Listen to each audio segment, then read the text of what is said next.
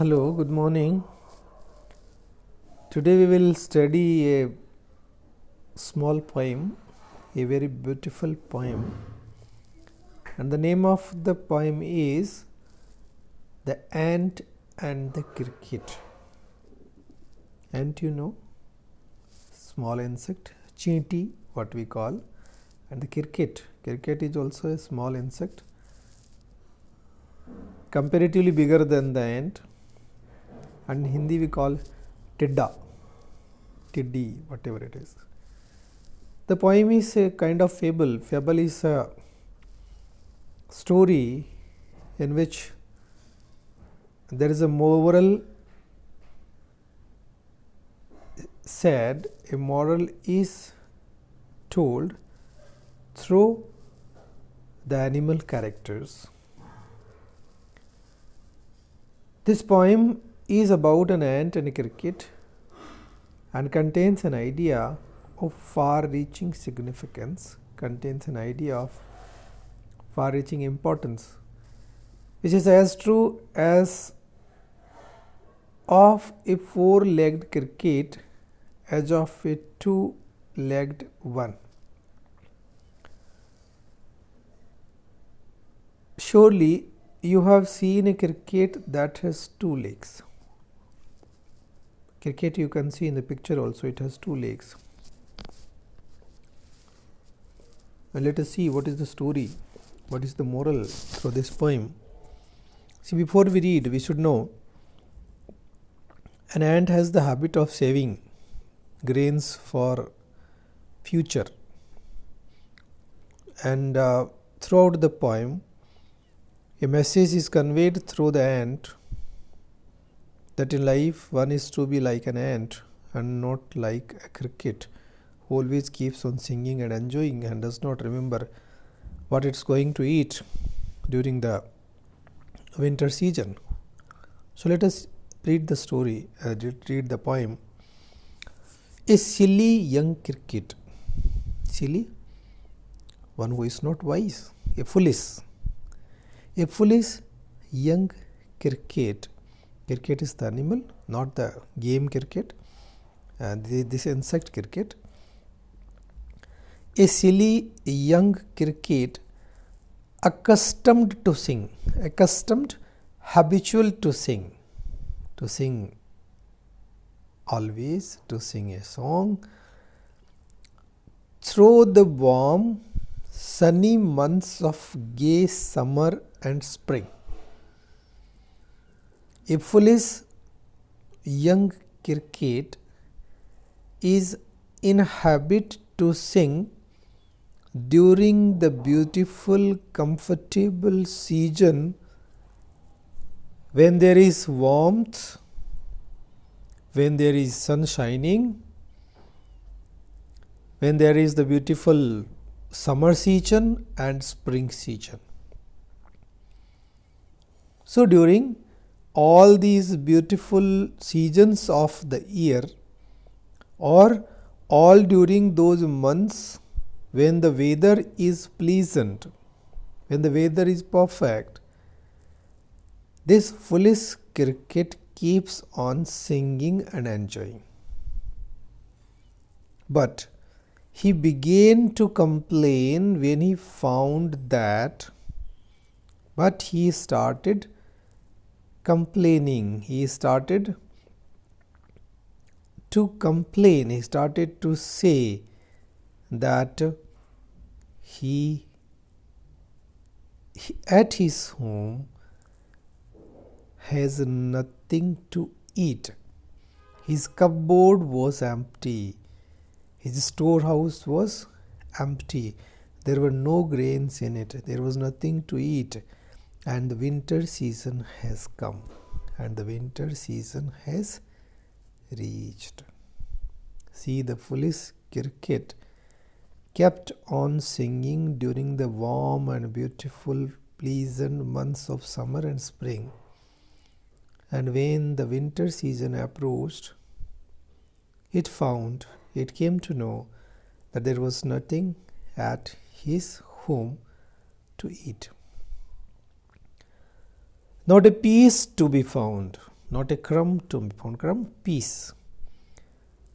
Not a single piece of food was remaining at his home on the snow-covered ground. The ground was fully covered with the snowfall. There was snow and snow and snow everywhere. Not a flower could he see, and he could not see a flower blooming there on the ground. Everywhere there was snow and snow. Not a leaf on a tree. All the trees have shedded their leaves, or the leaves were covered with snow. There was nothing to eat. Oh, what will become of me, says the cricket. And the foolish cricket says, what will happen of me if I will not have anything to eat? He did not remember this thing when he was enjoying and singing during the fair months of the year. But now when it started snowing, he came to know how he is going to survive. At last, by starvation and famine made bold, and at last by hunger. Starvation, hunger, and famine, drought, when there was nothing to eat. He became a little bolder, all dripping with wet. He was wet with snowfall. He was dripping. Water was falling from his body and all trembling with cold. His body was shaking due to extreme cold. He has to come out of his house. Always he set off to a miserly ant with the intention to take some food from the ant. He started to move towards an ant's house, and a miserly ant.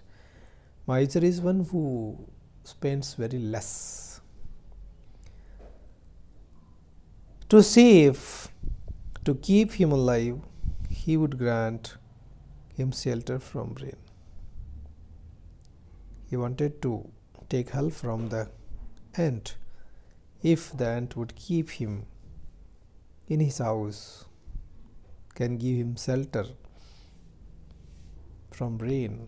If the ant could keep him inside his house, give him food and warmth inside his house, and a mouthful of grain. Grain, this your wheat or all any other rice or any other grain. And a mouthful of grain, some grain to fill his belly, or grain in few words you can say it's a food. And a mouthful of grain he wished only to borrow. The cricket wished to take or wished to borrow. Borrow means to take something from someone with the intention to return back later on. So he wished to take help from the ant. He wanted some grain and shelter. He would repay it tomorrow. And he said, I can return all this borrowed things by tomorrow, the coming day, the next day. If not, he must die of starvation and sorrow. And he said, if he would not be given the food and shelter, he would die of hunger and grief, unhappiness, sadness. So he requested the ant to give him shelter at his home, to give him some food, and requested that he would return it by tomorrow.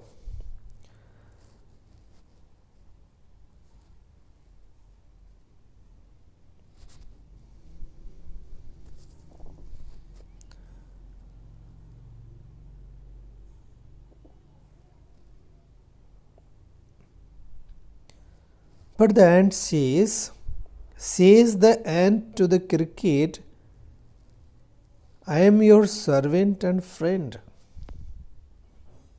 The ant said, I am your servant.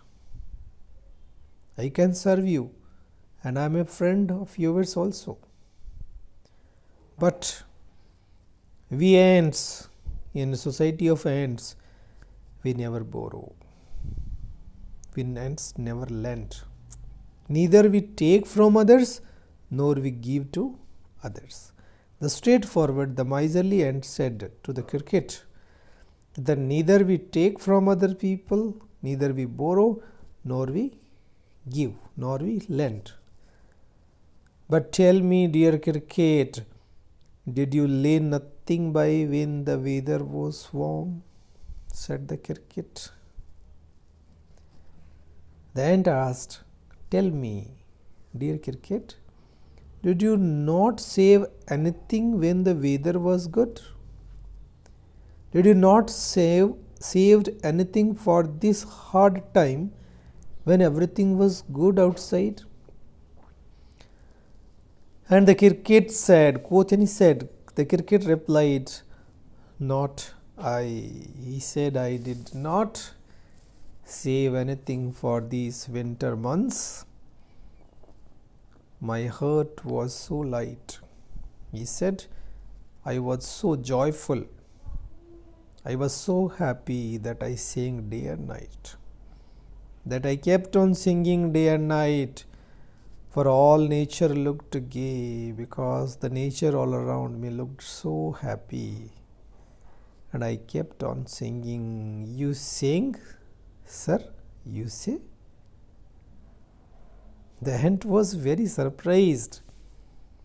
And she said, you sang? You say?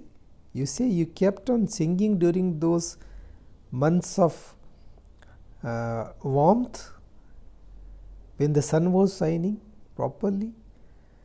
Go then, says the ant. The ant said, go then and dance the winter away. Go and dance in this winter also. Why you are so much unhappy now? Why are you asking for food and shelter? Thus ending this conversation, the ant in a hurry lifted the wicket, closed the doors, and out of the door turned the poor little cricket. And the poor unhappy cricket was turned down, kicked out. Folks call this a fable. People call this story a fable. I'll guarantee it true. I'll warrant it true. And I say this is true. Some cricket have 4 legs and some have 2. Some crickets may have 4 legs and some may have 2. And what I say, it's true. So, the moral of the poem is we should always be ready for the hard times, and we should always save something for those times when we may not be in such good position. Thank you.